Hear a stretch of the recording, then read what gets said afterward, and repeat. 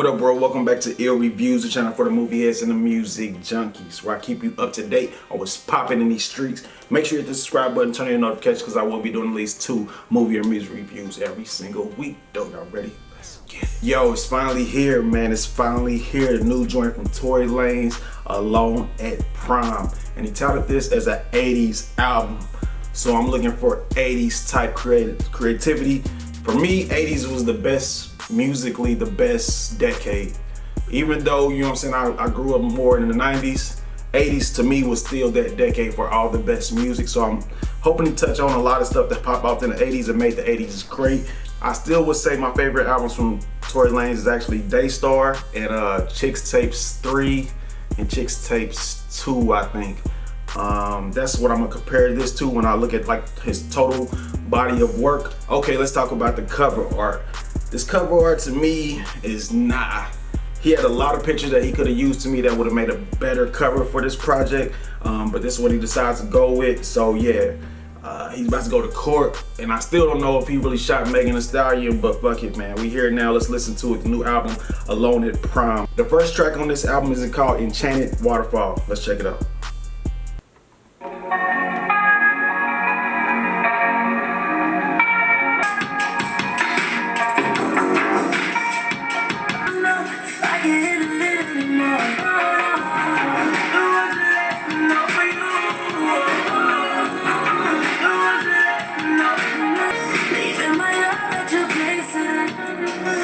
Okay, I'm rocking with that one. You feel me? A heartbreak track. It's full. You feel me? The instrumental sound full. The vocal sound full. I think that was a decent cut, but nothing real crazy. Let's check out track 2, Pink Dolphin Sunset featuring T.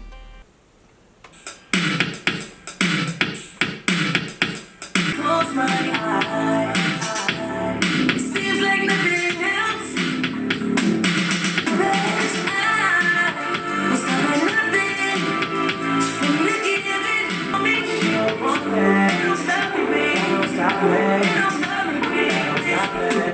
Whoa, he said she don't want me, but that don't stop me.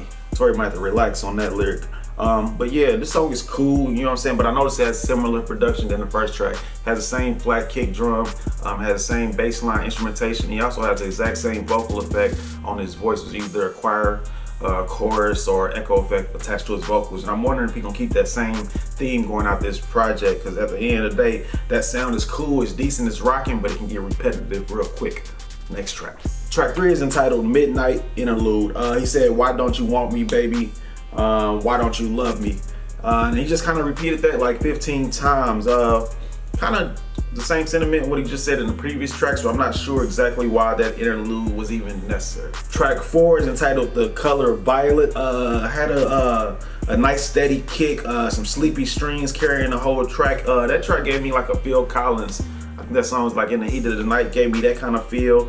But at this point, I think it's time to switch the production up. It's getting just too similar. The beats are sounding too much the same. Even though he's doing this thing vocally, the production needs to switch up. Bring something fresh into the mix. Next track.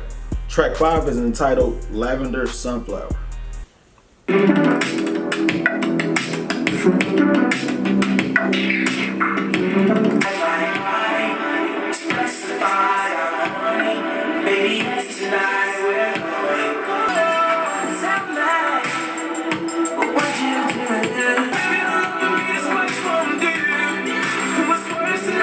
He said, "Come and sexify my heart, what are you waiting for?"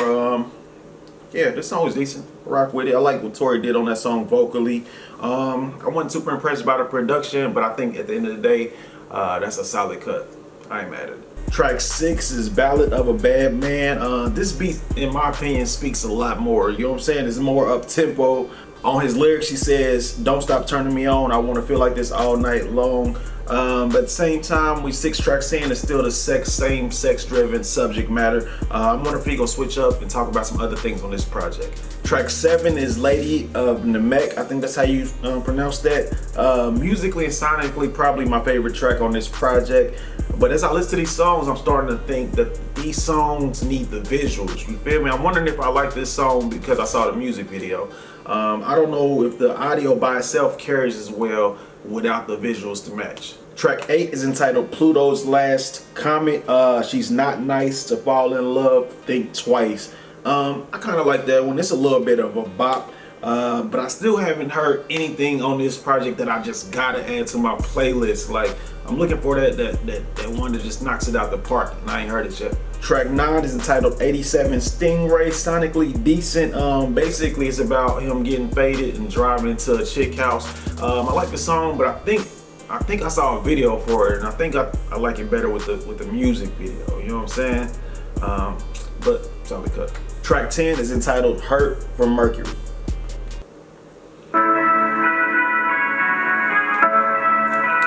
Click my feet, I can snap my hands, and you're still not back again. Why does he hurt so bad? So bad. Down inside my heart, it makes me sad. I know it makes me sad. Okay, another heartbreak track. You know what I'm saying? I don't know. I'm not feeling it, but if somebody's in that space, you know what I'm saying, going through that, they might rock with it. But I'm not feeling that one like that. And the final track on this project is called Last Kiss of Nebulon.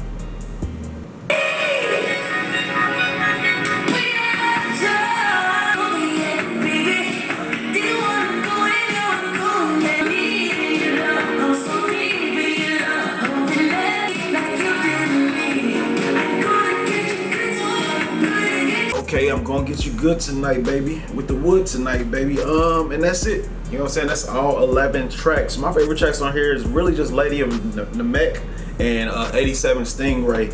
And I don't even know if that's because I might just like the videos that much. But I actually didn't come away with nothing from my playlist after listening to this whole thing. You feel me? So with that being said, I'm gonna give this project a 3 out of 5. That's what I would rate it. I just feel like part of it was the repetitive production. You feel me? I feel like the production was a little stale. The 80s was full of like wild different sounds, like totally different sounds. Cause some of the stuff from the music from the 70s, the late 70s, dripped on into the 80s. Like you got to think of like songs like September, Earth, Wind and Fire, Square Biz, Tina Marie. It's just such a wide range of production back then. Shit from, I don't know, Prince was doing his thing, but he kept this like he picked one sound from the 80s and kind of used that throughout. You feel me? And I think that was like it just made it kind of just a production style. Also the subject matter, he never strayed from the subject matter. It's either love, heartbreak, or sex. You feel me? And of course we know in the 80s they had hella songs about all kind of stuff. And we could even take it to the greatest selling album of all time, which was made in the 80s, which is Michael Jackson's Thriller, 1981. If you listen to it and break it down, he has 2 songs really geared toward the females, PYT and Baby Be Mine. But then he throws in something else, which is Thriller, which is a whole different subject matter. You feel me? More creative. But he also has Human Nature, you know what I'm saying? Which is an introspective track. You feel me? So I felt like he could have did an 80s album. And also the 80s had a lot of dance tracks. Now it's a track on here, maybe 2 that you could dance to, but I don't think they're designed as dance tracks. So if this was like an 80s album, I just feel like he could have went a few more places with the production and a few more places with the subject matter. Because if you think about it, like I said, in the 80s, they just wasn't singing about all just love and sex. You feel me? It's like a wide variety. You feel me? I feel like Daystar was a better project overall. And another thing about this album, I'm not sure about the replay value. I'm definitely gonna listen to it one more time, but I can't sit here and say I'm gonna listen to it 5 more times. I don't see that happening at all. You feel me? So that's what I'm gonna give it a 3 out of 5. I wanna know what y'all think about this project, what you would rate it and why. What you would rate it and why. What you would rate it and why. Don't just say I love Tory Lanez. Say what you would rate it and why would you actually give it that high of a score, especially based on, in my opinion, he has released better projects in the past. And that's it. And don't forget, December 24th, it will be the 5th annual Ill Music Awards. December 24th, make sure y'all tune into that. Me and my co-host Danica will be giving y'all our top picks for the best R&B albums, the best rap albums, the best TV shows, the best movies, and we're gonna have some affirmations and a lot of stuff for you, you feel me, going into the next year. So stay tuned, tune into that December 24th. And yeah, that's it for my review, my reaction. Till next time, man, y'all treat each other right. It's a cold world. I'm just trying to heat it up. This has been Ill Reviews. I'm out. Yo, what you talking about? Yeah, you know I'm on. Think like a boss. Maestro Corleone. I'm a go-getter till my chromosome. Shut the hating up. You see I'm on the phone. What you talking about? Yeah, you know I'm on. Think like a boss. Michael Corleone. I'm a go-getter.